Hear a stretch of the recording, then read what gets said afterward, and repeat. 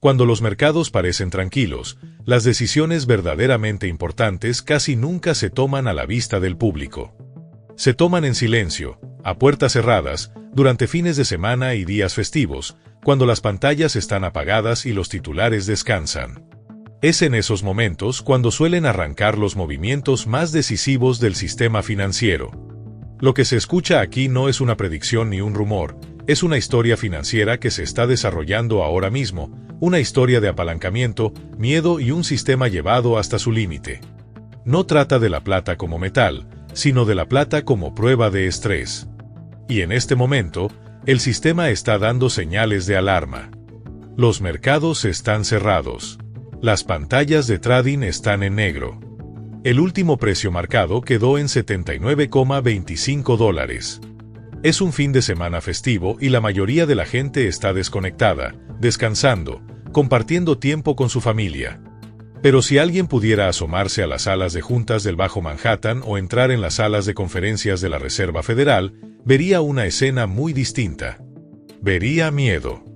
Hay señales claras de que este fin de semana se están celebrando reuniones de emergencia sobre riesgos, al más alto nivel de las finanzas globales. No el lunes. No la semana que viene. Ahora mismo. ¿El motivo? La plata subió un 10% en un solo día. Un movimiento así no es simple volatilidad. Es daño estructural. Un salto del 10% en una materia prima clave no solo altera gráficos, rompe balances. Destruye modelos de riesgo bancarios, hace saltar por los aires los supuestos de margen de los hedge funds y, lo más peligroso, pone en jaque a la cámara de compensación. La cámara de compensación es el eje del sistema. Garantiza cada operación. Si un gran banco llega el lunes incapaz de cubrir pérdidas por estar corto en plata, la cámara debe pagar por él. Y si la cámara no puede pagar, el mercado se detiene. El sistema se congela. En este análisis de emergencia se expone lo que realmente está ocurriendo entre bastidores este fin de semana. Se revisa el manual de crisis que usan los bancos cuando están acorralados y se analiza qué podría pasar al abrir el mercado: cambios de reglas, subidas de márgenes, límites de posición o incluso suspensiones de negociación. Y lo más importante, estas reuniones no son una señal de control, sino de pánico. Los bancos no se reúnen porque estén tranquilos. Se reúnen porque temen la apertura del domingo por la noche. Saben que si la plata abre con un salto hacia los $85, el daño podría ser irreversible. Esta es la historia del fin de semana en que el sistema titubeó. Para entenderlo, hay que entender el apalancamiento. Los bancos no operan plata con su propio dinero. Operan con dinero prestado, a veces con apalancamientos de 20-1, incluso de 50-1. En mercados calmados, ese apalancamiento genera beneficios. Pero cuando los precios se mueven con violencia, se vuelve mortal. Las cifras no perdonan. Con un apalancamiento de 20-1, un movimiento del 5% elimina el 100% del capital. Pérdida total. La plata no se movió un 5%. Se movió un 10%. Eso significa que cualquier operador corto con apalancamiento de 10-1 o superior ya es insolvente. Su capital desapareció.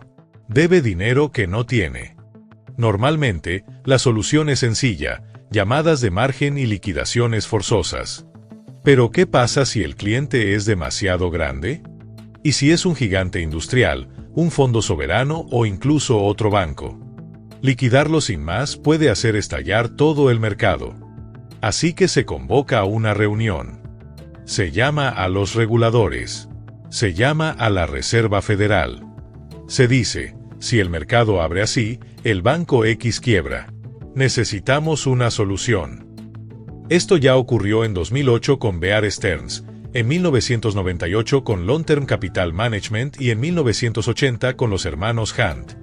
Reuniones de fin de semana. Cambios de reglas de emergencia. Colapsos evitados en silencio. Ahora mismo están hablando de contención. Intentan impedir que la plata abra en $85 porque, una vez ahí, la insolvencia salta del cliente al banco. Eso es contagio. La plata es la chispa. Luego está el riesgo de la Cámara de Compensación. El CME, que gestiona el COMEX, mantiene un fondo de garantía alimentado por los bancos miembros para absorber quiebras. Es el seguro del sistema, pero no es infinito. Con la plata en $79, la exposición corta se cuenta en miles de millones. Otro salto podría desbordar ese fondo. Ese es el escenario de pesadilla. Si el fondo se vacía, la credibilidad de la propia bolsa queda en duda. La confianza se evapora. La liquidez desaparece. Para evitarlo, las bolsas tienen poderes de emergencia. Pueden suspender la negociación. Pueden elevar los márgenes al 100%. Pueden imponer operaciones solo de liquidación. Este fin de semana, abogados revisan el reglamento línea por línea, buscando la cláusula que permita apagar el botón de compra. Ya lo han hecho antes. Con el níquel. Con GameStop. La plata no es una excepción. Protegerán la estructura a cualquier precio, incluso si eso destruye la credibilidad del mercado. A esto se suma el problema del colateral. Los bancos aportan bonos gubernamentales como garantía. Pero los bonos están tambaleándose. Se acercan disputas sobre el techo de deuda. La inflación sigue alta, el valor del colateral cae justo cuando las obligaciones explotan. Es una doble presión. Los cortos pierden dinero, las garantías valen menos y los bancos se ven obligados a vender lo que sea, acciones, cripto, cualquier activo, para conseguir liquidez. Así es como un apretón en la plata se convierte en un evento macroeconómico. La liquidez se drena de todos lados para tapar un agujero negro en los metales preciosos. Y aún así, hay algo que no pueden controlar: el mercado físico. Pueden manipular contratos de papel, pero no controlan Shanghái. No dictan los precios en las tiendas de monedas. Si el precio del papel se limita, el físico se desacopla. Shanghái puede cotizar a 100 mientras Nueva York finge que sigue en 79. El metal fluye hacia el este. Las bóvedas se vacían más rápido. Están atrapados. Ahora empieza la guerra del relato. Llegarán los titulares: volatilidad bajo control. Liquidez suficiente. Se forma una burbuja en la plata. Es guerra psicológica. Necesitan que el público venda para poder comprar. Necesitan esa liquidez para corregir su error. Pero la confianza se está rompiendo. La gente ya no escucha. Observa los precios. Ve la plata en 79. El oro en 4.500. El juego de la confianza está fallando. Y cuando la confianza colapsa, las reuniones no salvan al sistema, lo hace el precio. Las reglas creadas para protegerlos ahora juegan en su contra. El apalancamiento diseñado para contener precios está acelerando la subida. Lo que se observa es un fallo del sistema en cámara lenta, y su consecuencia es el verdadero descubrimiento de precios. La reunión de emergencia es la señal. Se ha alcanzado el punto de dolor. Ahora solo queda ver cómo reaccionan. Ahora es momento de unir el drama de la plata con el ancla del oro, porque aquí es donde las matemáticas empiezan a encerrar a los bancos contra las cuerdas. El oro se mueve alrededor de los $4.534. No está en pánico. No se está desplomando. Se comporta como el peso pesado del ring que no se deja empujar. Y mientras el oro se mantenga en ese nivel, la plata no tiene un camino limpio hacia un colapso real. La razón es simple. Si la plata cayera de golpe a $50, la relación oro-plata se dispararía hacia la zona de 90. Ese tipo de desequilibrio no puede quedarse quieto. Se convierte en una señal luminosa para las mesas de arbitraje y los traders algorítmicos. Las máquinas reaccionarían al instante: vender oro, comprar plata y forzar el ratio de vuelta a un rango razonable. Por eso el oro no es solo un metal compañero en esta historia, es un suelo matemático bajo la plata. Y ahí aparece el problema para los bancos. No pueden aplastar la plata sin dañar al oro al mismo tiempo. Pero el oro es un enemigo mucho más difícil, porque los bancos centrales lo están acumulando. Puedes presionar al pequeño inversor. Puedes presionar a un fondo. pero no intimidas a un banco central. Así que el sistema financiero está luchando una guerra en dos frentes. Y está perdiendo sangre en ambos. Ahora entra en juego el silencio mediático, porque esta parte es clave. ¿Por qué no está esto en la portada de todos los grandes medios financieros? ¿Por qué no lidera los titulares del Wall Street Journal? Porque si el mensaje llega al público, algunos grandes jugadores podrían ser insolventes o el sistema monetario muestra grietas, no solo aparece volatilidad. Aparece comportamiento. Psicología de corrida bancaria. Compras por pánico. Energía de salgo ahora mismo al supermercado. Ese es el incendio que intentan evitar. Por eso los titulares se llenan de distracciones, resultados tecnológicos, dramas políticos, cualquier cosa que mantenga a la masa mirando hacia otro lado. Pero la masa empieza a girar la cabeza de todos modos. Google Trends no responde a narrativas. Y cuando las búsquedas de precio de la plata se disparan verticalmente, eso es una señal clara. La gente está saltándose a los guardianes y mirando directamente el marcador. Y cuando el público despierta, la siguiente ola no es de papel. Es física. Monedas y lingotes. Los contratos de futuros se crean con un teclado. Un Silver Eagle no aparece por arte de magia. Ahí es donde el sistema empieza a ponerse realmente en peligro. A medida que se acerca la apertura del domingo, la tensión está al máximo. Las reuniones continúan.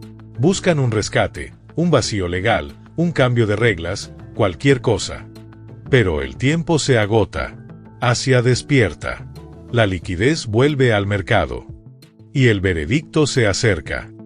Ahora toca trazar el mapa técnico. Cuando un activo rompe zonas históricas importantes y empieza a imprimir niveles a los que el mercado no está acostumbrado, entra en lo que los traders llaman cielo azul, un espacio donde el gráfico deja de ofrecer señales claras. No hay resistencias antiguas. No hay inversores atrapados esperando vender. Solo aire. ¿Y cómo se orientan las máquinas en ese entorno? Usan extensiones de Fibonacci, niveles matemáticos que se convierten en objetivos por defecto cuando no existe estructura previa. El precio ronda los $79,25. Si se mide el movimiento desde el gran rompimiento cerca de 50, la primera extensión relevante, la 1272, cae alrededor de 85. Ese es el primer imán. Si la apertura del domingo se da con poca liquidez, los algoritmos pueden arrastrar el precio hacia 85 como si fuera un rayo tractor. Si los 85 se superan con claridad, el siguiente punto clave es la extensión 1618, cerca de 96. Y justo encima está la fortaleza psicológica, los $100. El mapa es directo. 85, 96, 100. No son sensaciones ni corazonadas. Son las coordenadas que utilizan los sistemas de alta frecuencia cuando el gráfico se convierte en océano abierto. Pero el cielo azul no es solo algoritmos. También es psicología humana. Cada nuevo máximo llama la atención. La gente comparte gráficos. Los chats se encienden. Llega un punto en el que los medios ya no pueden ignorarlo, porque el gráfico se vuelve viral. Esa energía viral es combustible, capital fresco, nuevos compradores y un impulso que se retroalimenta. Aquí es donde una ruptura técnica se transforma en una ruptura social, y esas rupturas suelen ser ruidosas, caóticas y extremadamente rentables. Ahora, el inversor minorista. El dinero minorista es el gigante dormido, billones estacionados en cuentas que pierden poder adquisitivo. Históricamente, el público llega tarde. Pero cuando llega, lo hace con un volumen que eclipsa al llamado dinero inteligente. Y aquí hay un giro importante. En 2025, la persona promedio no siempre puede conseguir metal físico fácilmente. Las tiendas se quedan sin stock. Los distribuidores online se agotan. Las primas se disparan. Los ETFs se comportan de forma extraña. Entonces, ¿qué hace el minorista cuando quiere exposición inmediata? Busca el camino de menor resistencia, las mineras. Abre su app de inversión, escribe plata y compra la primera minera que le suena. Por eso el sector minero puede volverse parabólico incluso más rápido que el metal. En un apretón de oferta, la escasez física empuja el dinero hacia las acciones como el agua buscando el punto más bajo. Si esta avalancha minorista acelera, las acciones de centavos se convierten en acciones de dólares y las de dólares corren hacia los 10. Es el efecto secundario de la escasez. Ahora hablemos de los 100 dólares, porque 3 cifras lo cambian todo. Para quien recuerda la plata a 5 dólares, 100 suena absurdo. Pero en contextos de estrés monetario, los ceros se añaden más rápido de lo que la gente espera. Cambian las referencias. Y una vez que se alcanza ese nivel, entra en juego el sesgo de unidad. Los vendedores empiezan a ofrecer gramos para que parezca accesible. 3 dólares el gramo suena más fácil que 100 dólares la onza. Ese cambio de lenguaje abre la puerta a millones de pequeños compradores. Y millones de compradores en efectivo son más difíciles de frenar que un solo gran jugador apalancado. Pasemos a la industria. Los bancos confían en la destrucción de demanda. Si sube demasiado, la industria dejará de comprar. Eso dice el manual. Pero el mundo real funciona con comportamientos. En defensa, medicina o energía solar, el precio de la plata suele ser una fracción pequeña del costo final. Y en momentos de pánico, los precios altos pueden aumentar la demanda, no reducirla, porque los directivos empiezan a acumular inventarios. Si un CEO cree que la plata va a 100, no frena compras, intenta asegurar 18 o 24 meses de suministro hoy. Así es como las escaseces se agravan. El sistema está estudiando el libro equivocado. Volvamos a las reuniones de emergencia. ¿Cuál es el juego final del regulador? Si el precio no coopera y el riesgo para las cámaras de compensación se vuelve existencial, las autoridades pueden recurrir a medidas extremas. Cambios en las reglas de colateral, impuestos punitivos, incluso restricciones diseñadas para desincentivar la propiedad. Son herramientas de último recurso, pero existen. Cuando un régimen monetario pierde el control, suele atacar las alternativas. Y paradójicamente, las intervenciones más duras suelen aumentar el valor del metal físico, no reducirlo, porque elevan la prima de la posesión real y la privacidad. Cuanto más intimidantes son las reglas, mayor es el valor de tener el activo en la mano. Ampliemos la mirada hacia la liquidez global. La Reserva Federal mantiene línea swap con otros bancos centrales. Cuando las tuberías se obstruyen, puede enviar dólares al exterior para evitar quiebras en cadena. Si esas líneas se activan con fuerza, más liquidez entra al sistema. ¿Y qué sube cuando la liquidez aumenta y la confianza cae? Los activos duros. Así, el mismo mecanismo usado para estabilizar a los bancos puede terminar empujando la plata aún más arriba. Ese es el bucle fatal. Para suprimir la plata, hacen exactamente lo que refuerza el argumento a favor de la plata. Ahora, atención a las señales del domingo por la noche y del lunes por la mañana, porque aquí se decide todo. El gap importa, sí, pero el volumen importa aún más. La apertura asiática suele ser más delgada. Esta vez puede ser distinta, porque las mesas de arbitraje ya están posicionadas. Ven precios regionales, ven spreads y están listas para atacar. Un movimiento temprano con volumen fuerte confirma convicción. Un pico con poco volumen puede ser fabricado y revertido. Hay que vigilar las barras de volumen. Volumen alto con precio al alza iguala aceleración real. Pico con volumen bajo iguala posible trampa o maniobra táctica. También hay que observar el petróleo. Es la materia prima dominante. Si sube por tensiones geopolíticas, eleva expectativas de inflación y costos mineros, ambos favorables para la plata en escenarios de crisis. Y observar los bonos, especialmente el rendimiento del Treasury a 10 años. En mercados normales, rendimientos altos presionan a los metales. Pero en un entorno de estrés de deuda, rendimientos en alza pueden señalar pérdida de control, rechazo al papel. Si los rendimientos suben y la plata sube al mismo tiempo, la narrativa cambia de operación a estrés soberano. Así que la lista para la apertura es clara. ¿Abrimos por encima de 80? ¿El volumen es fuerte o débil? ¿El oro se mantiene sobre 4.500? ¿El petróleo rompe al alza? ¿Los rendimientos se disparan? Si todas esas luces se ponen en verde, el techo desaparece. 85, luego 90, luego la marcha hacia 100. Y ese será el momento en que quede claro que las reuniones del fin de semana no devolvieron el control. En la parte final, todo esto se convierte en un plan. ¿Qué hacer en la apertura? ¿Comprar, mantener, cubrirse o esperar? ¿Cómo protegerse en un entorno de límites al alza? ¿Y por qué este fin de semana puede marcar la frontera entre la era del papel y la era de los activos reales? Quédate, porque la conclusión es donde esta historia deja de ser relato y se transforma en estrategia.